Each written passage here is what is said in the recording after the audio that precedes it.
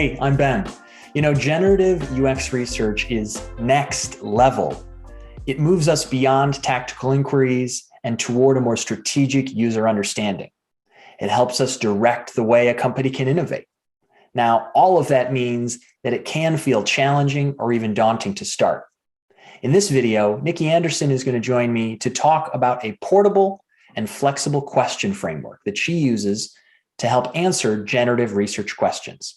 By the end, you should feel more confident to seize the next opportunity that you have to inform your company's strategy with research. Let's take a look.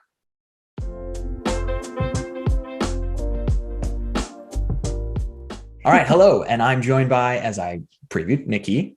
She is, depending on how you're looking, to my left or right. And we are talking about the TED-W framework, and specifically how it can help you enrich and make more impactful your generative research. But before we get into the framework, Nikki, I was hoping you might explain what you mean by generative research, and then how this framework specifically helps UXRs do that kind of work specifically.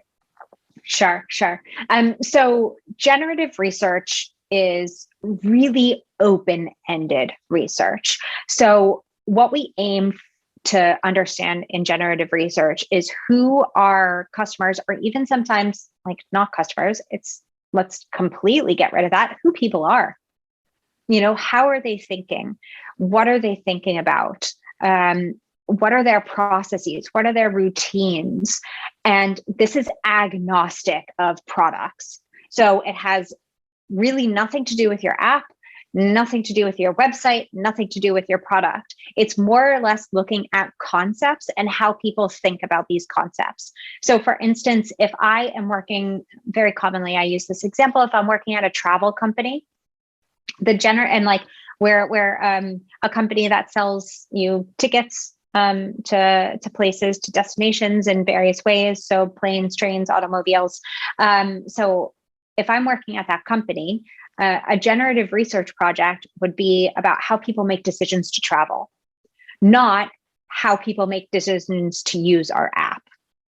So that's where the distinction comes in. It's generating an understanding and generating knowledge about the humans and the associated concepts and how they think about those concepts. So you can, of course, in generative research, talk about your product. It's fine if you do. It's not like, no, never mention it. It's okay. But I do want to start with, it's usually product agnostic and it's about concepts. And so TED-W, this amazing acronym, is really great because it helps us ask open-ended questions. So first, open-ended questions, questions that are just not leading, not biased in the slightest, questions that get us stories, which is what generative research is about. So again, if we go back to this travel example of talk me through the last time that you decided to go on a trip, you're getting a story, and it's not about your product. You're getting a story about how somebody's thinking about things, which leads them to deliverables like mental model diagrams, customer journey maps, personas, service blueprints even. So there are many different deliverables that come out of this that help then your team generate a better understanding for users. So that's really what generative research is, why it's so great, and then how TED-W fits into enriching that generative research. Okay, so TED-W. TED-W is an acronym. It's one of my favorite acronyms in the whole wide world. Not that I have a lot of favorites, but if I did, it would be my favorite. So TED-W is a really great way to phrase your questions in an open-ended sense. So what I'm going to do is I'm going to walk us through each of the letters. So the T, the E, the D, the W, what they mean, an example of how to use it, and some things to think about if you're going to use these phrases and this method of questioning. I will say that TED-W is also great to use in your personal life, or with networking, or if you're interviewing candidates for user research, for your user research team, let's say.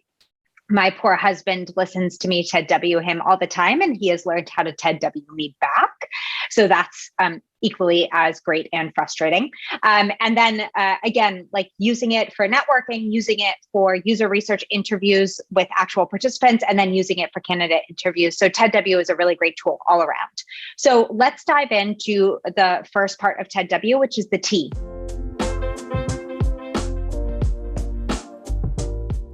So the T stands for talk me through. So let me give you an example of a different way to ask this, or a way that I hear this that's a little bit more closed rather than open. So when did you last use Uber?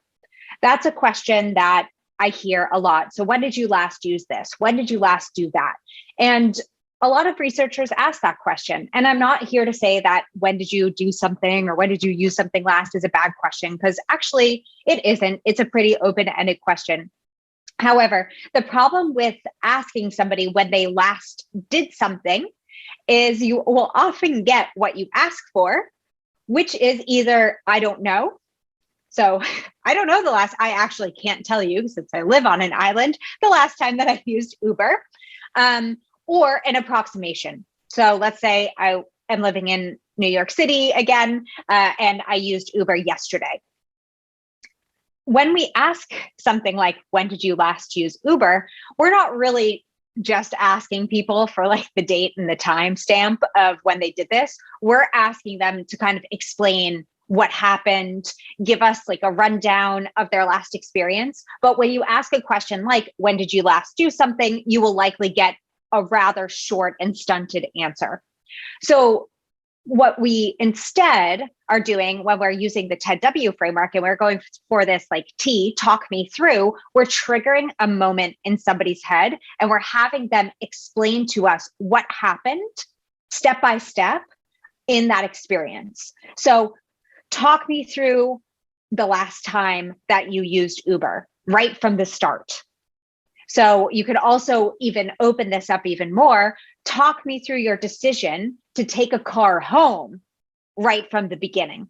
So it even opens the question up even more if you wanted to get at whatever trigger point that they were thinking of, like, oh, this is when I decide to take a car rather than the subway, or walking or biking or driving, or whatever method we want to talk about. And so this allows for people to tell you a story, and research is all about stories. And that's why TED W is so great, because it really gets these stories out of people. So what I do is I use T, talk me through, at the beginning of an interview. So that's usually my big opening question. So like, talk me through the last time you did this, talk me through your last experience. And then what tends to happen is they will go on to like a monologue. You're writing things down and you're then going back and pulling apart those different threads that they're telling you. If people are having like a little bit of problems with understanding the depth at which you want to go to, I will often say, like, imagine I'm trying to like shoot a documentary of your life, like I want it step by step. I want like every single thought that went through your mind so that they understand that level of depth. And so what this question can uncover, not only just those stories, but this is where you get into deliverables like mental model diagrams or customer journey maps.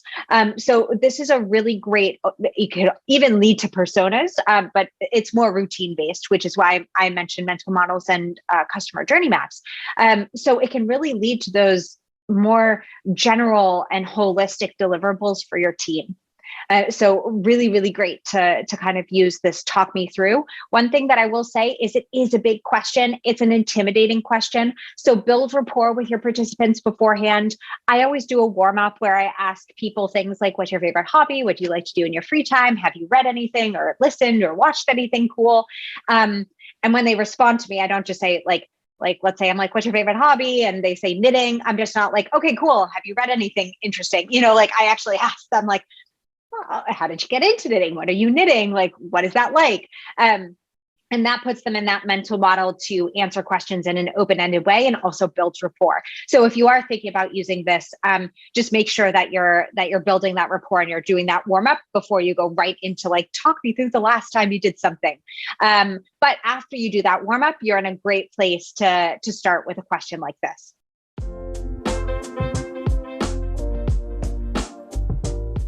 The next part of the acronym is E. And E stands for explain. And that can be broken down into several different phrases. It's not just explain. Explain how you feel, explain what you meant by, explain what blank means to you.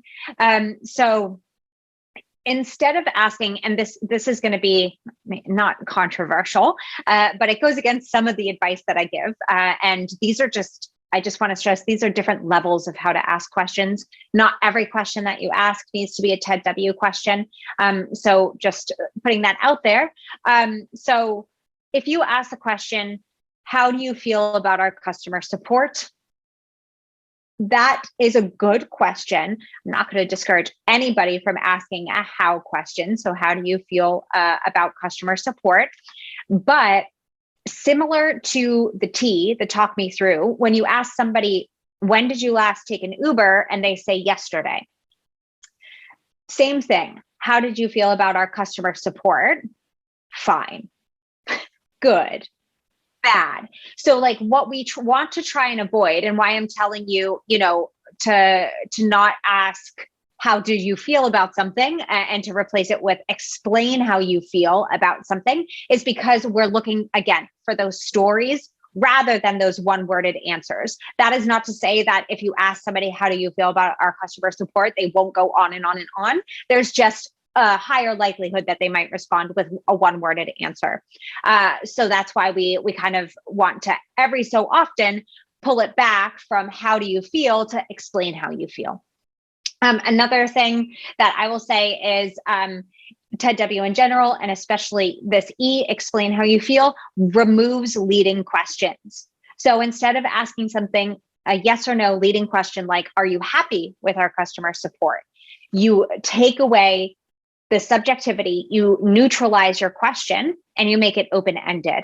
So you're removing bias, you're removing the leading question, you're removing closed questions, so the yes or no questions, and you're opening it up. So explain how you feel. It's one of my favorite questions, because then we don't get stuck in this like biased question asking. So it's a great way to check yourself. And then again, when you ask this, people are more likely to open up, give you a little bit more context, give you more of their stories, so that you're not stuck with one-worded answers and then continuously asking, okay, but what do you mean by this? What do you mean by that? Why? So it's almost a way to avoid the like incessant whys. And so what I would say is, as a great example of when I use this, is when somebody brings up a subjective word. So we bring up subjective words all the time. We're happy, we're sad, we're tired, we're frustrated, we're hungry, we're angry. We are loads of things every single day. And these things come up in natural conversation. So of course they come up in research interviews where somebody will tell you, oh, well, I was frustrated by this experience, or, oh, this is good. Or, oh, I like that better. So these are all areas of subjectivity. And we want to, as researchers, we want to remove as much subjectivity as possible. So we want to unveil that subjectivity and explain. And asking explain-based questions helps us reveal that subjectivity. So if somebody says something to you, and this is actually a question that I get a lot from researchers, is like, when do I dig in? How do I know when to dig in, like to these generative research interviews? Like, when do I ask follow-up questions? Because yeah, talk me through is great, but like that's a loaded question. You get a lot from that. When and where do I dig in? Subjectivity. If you hear a subjective word, you're digging into that to understand what that means, because good to me is different from good to Ben. It's different from good to, everybody else in the world. So we want to understand what those mean. So that's when this explain comes in. So explain what you mean by good. This is especially great if somebody says a design is fine. It's like the most frustrating thing to hear from when you're testing prototypes. It's fine. what do you mean by fine? Explain what you mean by fine. So again, this allows us to dig deeper on this subjectivity, which then gets us more stories, more valid data, and more comprehensive data. So if we say to our stakeholders, people thought it was good, what does good mean? We can then explain that, no pun intended, if we use explain in this circumstance. And so what I would say is, if you are going to use this every so often, and this is going against my advice of not using closed questions, but put a can in front of it, because it just softens it a little bit. People don't usually notice the difference. So every so often I will be like, oh, explain what you mean by frustrated, or explain what you mean by happy, or confusing. And sometimes I will say, oh, can you explain? And it just softens it a little bit. You could also say, like, I would appreciate it if you could explain. It's very like British and American way of doing things. It's like the politeness, but just kind of putting those words in there to soften it up a little bit will also help you with building rapport and asking these in a slightly more gentle way, but still getting you the same results. So I really highly encourage you to use explain when really digging into that subjectivity, because you're going to get really rich insights and really great data for your teams.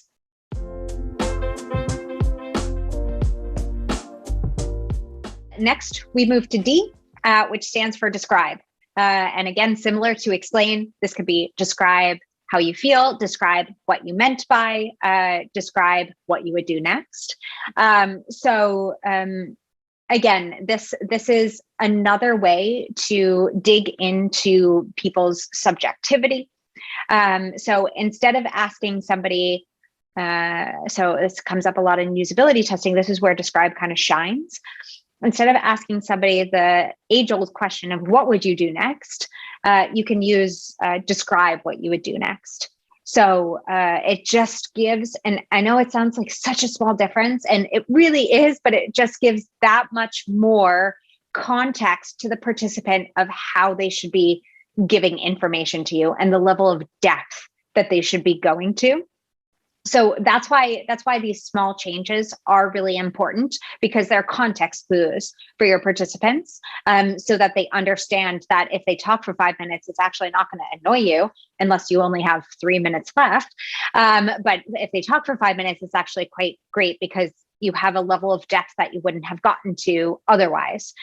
So by adding in describe what you would do next, that is just a really great way to up-level your usability tests, actually. And the other ways to use it is, instead of asking, what was it like the last time you ordered groceries online?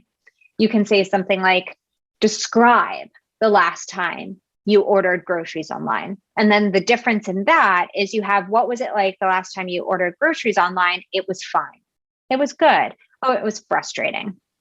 Again, we're getting these like shorter stunted answers, and we want longer, more rich answers. So describe what the experience was like, describe what it was like. And then similar, if you want to, and I do this a lot, because I don't want to be like, explain what you mean by, explain what you mean by, explain what you mean by. You can then cycle through, describe what you mean by frustrated. So another great way to dig into that subjectivity. So describe really shines in quite a few different ways. So we have the usability tests of describe what you would do next. You have kind of this process and emotions-based understanding by asking, describe what the experience was like. So this could also lead to things like customer journey maps and mental model diagrams. And then finally, you have describe what you mean by whatever subjective emotion or word that they brought up. So that would then lead to you uncovering the subjectivity of your research and really being able to provide your team with a deep understanding of what the customer is meaning. This as well can lead to better personas. So instead of your personas being like, oh, so-and-so, likes grocery shopping, it goes a little bit more in depth, because you can understand what it means to like something. And you can understand why somebody likes something. So again, that's where describe shines. I oftentimes will, go between explain and describe, so I'm not boring the poor participant.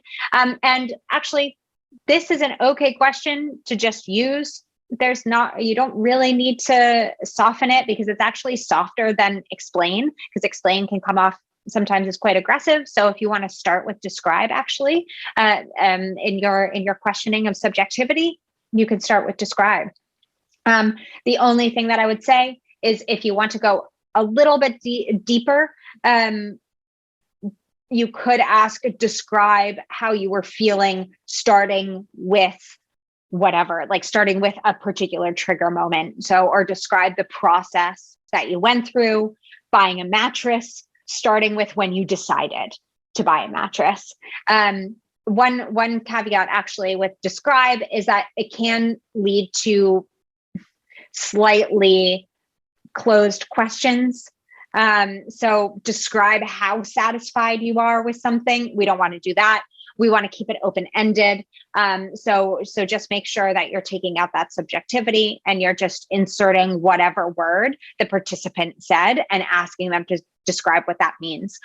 So again, very similar to explain, but just different way, and definitely very usable in usability tests. So now we will come to the last letter, which is W, which stands for walk me through. So walk me through is a very process oriented kind of question. It's very similar to talk me through. However, walk me through is really great because it indicates to somebody that you want a walkthrough. And a lot of people know what a walkthrough is, which is kind of like a step-by-step understanding of what happened. So let's say that you're having some trouble with the talk me through, so the person isn't really understanding the level of depth. You can substitute walk me through. So maybe that they might get a better understanding of what it is that you're looking for from them. But walk me through also takes away the need to say, what happened next? So what happened next? And then what did you do next? And then what was the next step? Because like we can get question fatigued a lot, both the researcher and the participant, which is why the 5 whys, it's a really great technique, but it can get very tiring for the participant. It's a very large cognitive load. So what walk me through does is it allows them to kind of go on this like soliloquy where they're talking about this whole process. And then you're going through, similar to the talk me through, then you're pulling threads retrospectively. Starting with a warm up before asking such a big question is really important. But I would really say, like, give it a try. Like, try this walk me through, especially like if you have to try any of these, if you're going to be like, I only want to try one of the 4, try the walk me through. It's my absolute favorite question, and it gets you really great results in this type of research.